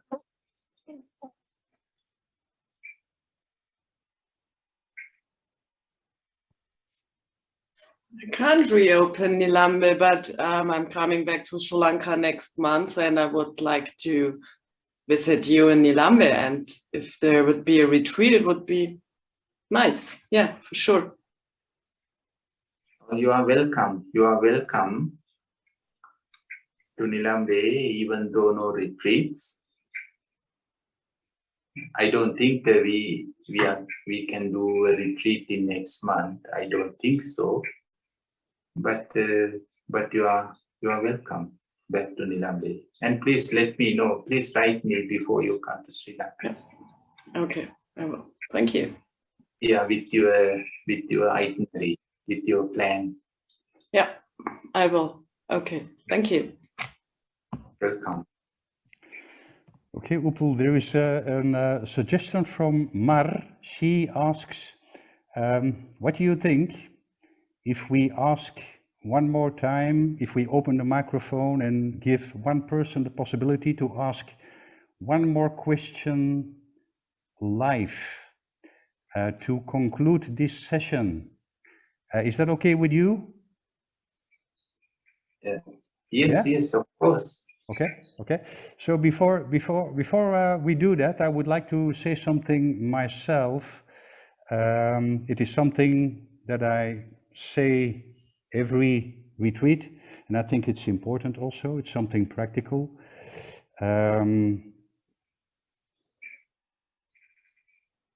As it is a tradition in the Theravada school of Buddhism, there is no money, no price charged for this retreat.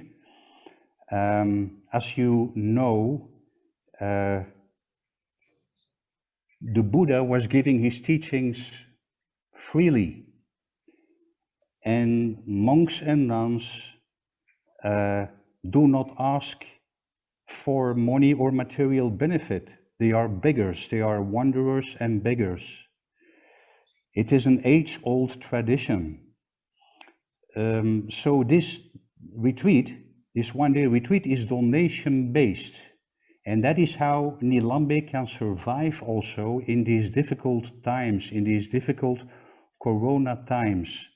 So if you feel like contributing something financially to Nilambe and to Upul, you can find the bank account number of our host Mar, which is a Spanish bank account number, in the invitation letter, and you can, if you want, you can do a donation, and that money goes directly to Upul and to Nilambe. So thank you very much already for doing this, and now we still have 10 minutes or so before the conclusion of this meditation day. So let's follow Mar's suggestion. If there is anybody who would like to ask one more question, please feel free.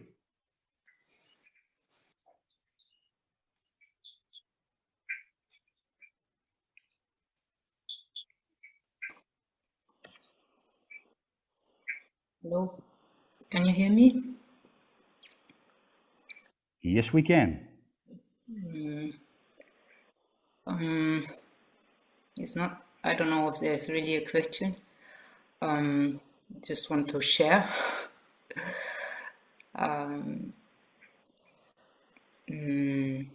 Upul's talk did cause quite a lot of, yeah, I don't know. Once I heard this expression mindstorm, and I thought, oh yeah, that's a good expression. So, yeah, which describes these experiences sometimes when just, yeah, I don't know, it's just all kind of images, thoughts, emotions, they just, I don't know, just flow out and completely in a strange confusion. And I don't know, especially after Dhamma talks, and I don't know, especially with Upul, this sometimes happens to me. I actually don't exactly know what it is.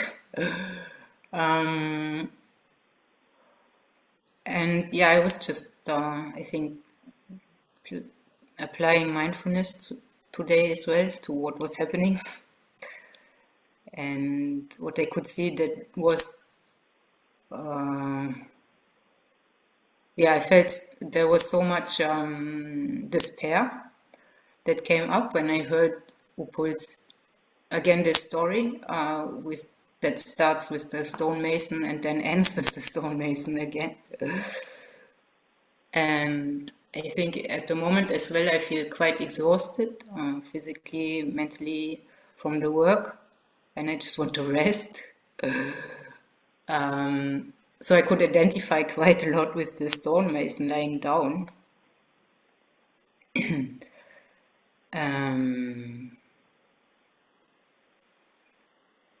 Yeah, and I thought, but what the mind, I think, was doing then was, yeah, I don't know exactly, but I thought, yeah, this is just I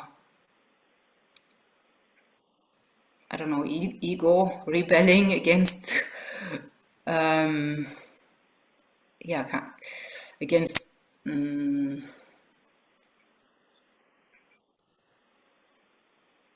trapped or being so foolish, being seen in this story. And I felt so miserable myself then for a while. Yeah, I don't know. So yeah, it was a very uncomfortable hour. But yeah, with the mindfulness, what did help was just what I learned from the meditation practice. So just feeling the body. I took a shower. That was the first action, just to give me some physical experience to distract myself from this mindstorm or come more into the body. And then I had some food, and as well I took a walk in the park for 20 minutes. And yeah, in a way, then afterwards I felt a little bit better again. So in the whole process, I was not too much overwhelmed as well. In the past, it was much worse sometimes happening like that, but I was really a lot more overwhelmed. But what I can see now with the mindfulness, I can just touch again the present moment, and then I can stay. I can help myself not to be just blown away by the storm.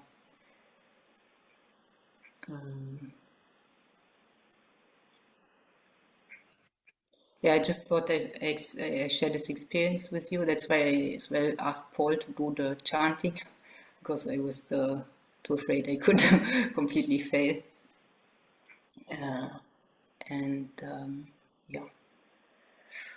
I don't know, just want to thank Upul for all his guidance, and that slowly I can progress with dealing with such experiences. Oh, my dear Claudia, I'm sorry for your experiences each time after my talk.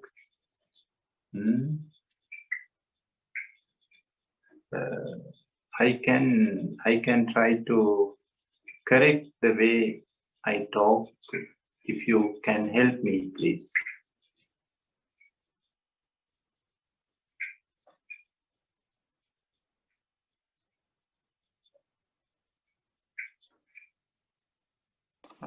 There's nothing wrong with your talks. It's just my mind sometimes reacting. That's all. It's just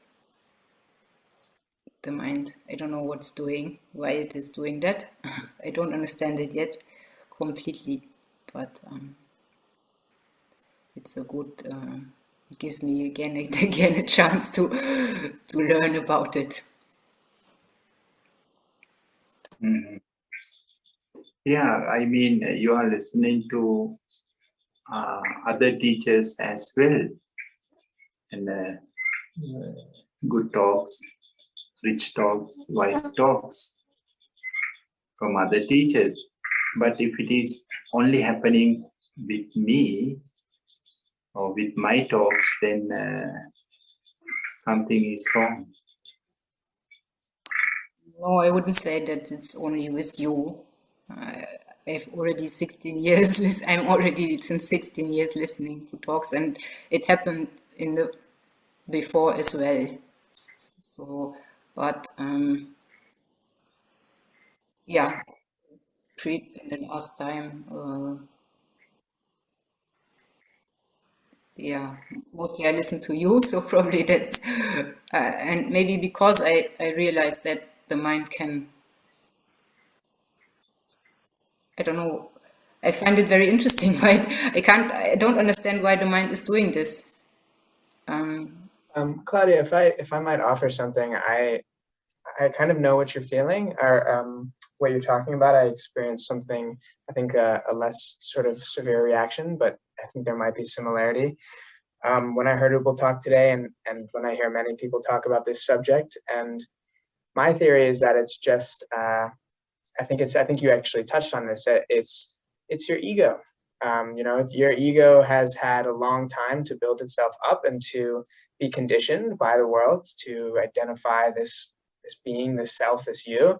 And when Upul says things like that, or when you read things like that, it's an attack on the existence of your identity and your ego. And so I would be surprised if that didn't create a mind storm every once in a while. It's probably a good sign in some ways that, you're observing it, and it's your ego's reacting, and yeah, you just got to keep watching it, I think. And yeah.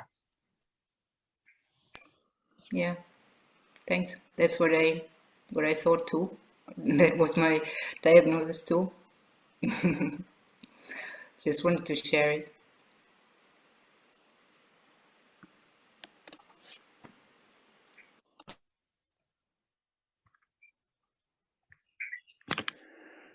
Okay, thank you for sharing, Claudia. And Upul, I think we are nearing the end of this day, so you want to close it in a certain way?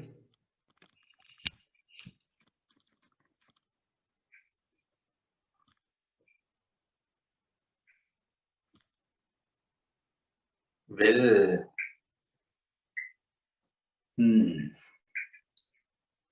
do we have to close?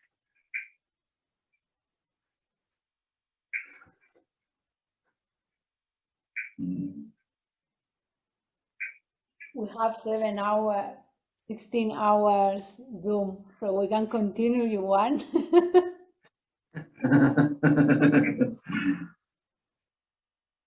neither continue nor close.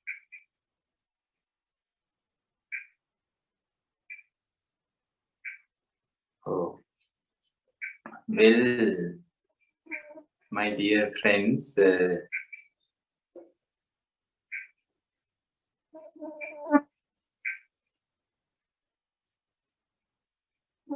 yeah, even though the Nilambe is closed, no retreats, no workshops, even no day programs. But I feel Nilambe is open when I can listen to you, when I can see you, when I can hear your experiences, and when I can meditate with you, then I don't feel that Nilambe is closed anymore. And I think Nilambe too feels same. It is working. Therefore, me and Nilambe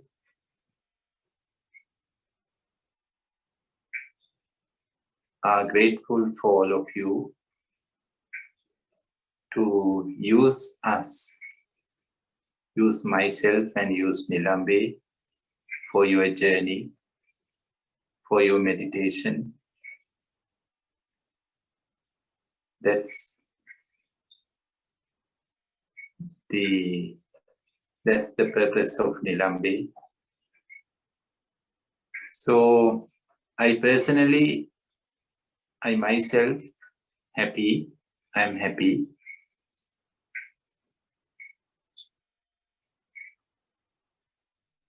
to see you and to have this opportunity to practice together and walk together, discuss together, meditate together once again. And the distance, physical distance, is actually not the distance. I don't feel any distance. I feel that all of you are here and I am there.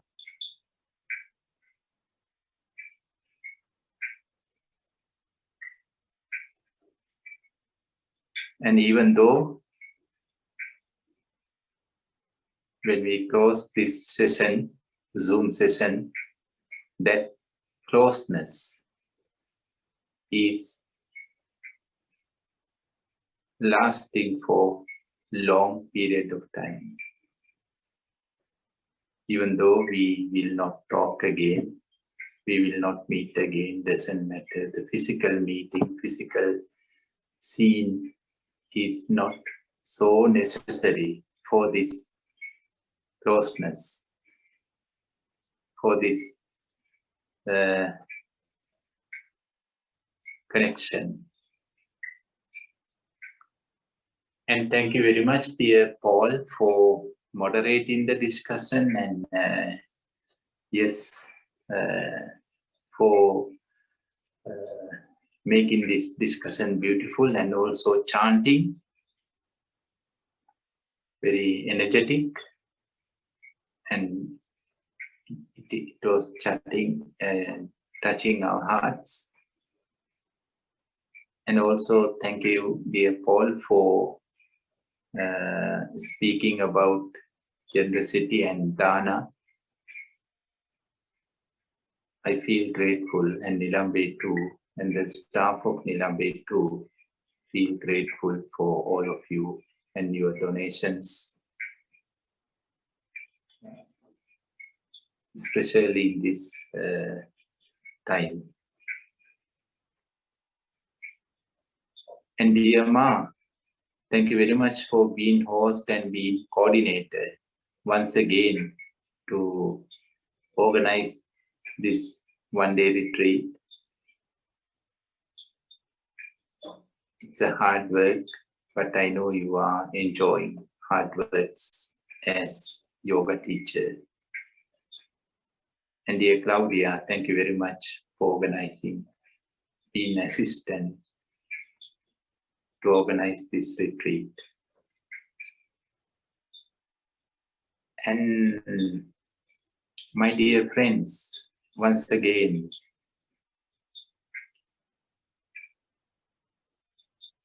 I feel I am so fortunate. Really, I feel I am so lucky because of two reasons. One reason is because of the Dhamma. The second reason is because of friends of Dhamma, because of you.